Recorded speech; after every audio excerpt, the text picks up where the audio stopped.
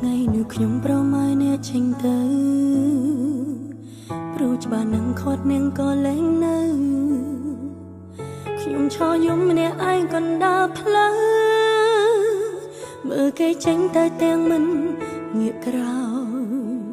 ប្រាប់បេះដូងគ្មានគេមិនថ្មីក៏រីករាយ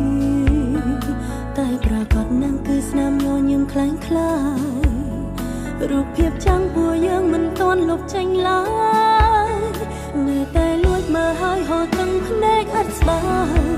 ត្រឡប់មករកខ្ញុំវិញបានទេខ្ញុំពិតមិនអាចបំភ្លេចឈឺខ្លាំងមិនមែនឈឺចាប់តិចតិចដូចដែលសំដែងកុំធ្វើមនុស្សចិត្តដាច់ឲ្យខ្ញុំយំម្នាក់ឯងខ្ញុំឈរចាំនៅត្រង់កន្លែងដែលអ្នកចាចេញ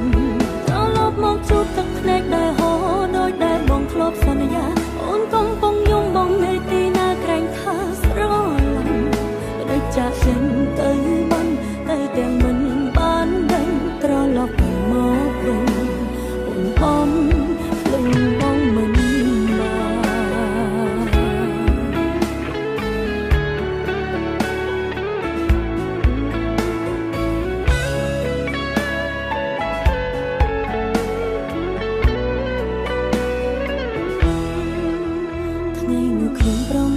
ចេញទៅ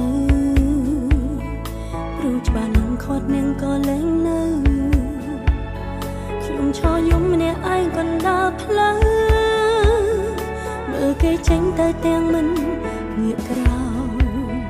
ប្រាប់បេះដូងគ្មានគេមិនថ្មីក៏រីករាយតែប្រកាសនឹងគឺស្នាមញញឹមខ្លាំងខ្លាយរូបភាពចាំងពួកយើងមិនទាន់លុបចេញឡើយនៅតែលួចមើលហើយហត់ទាំងភ្នែកអត់ស្បើយ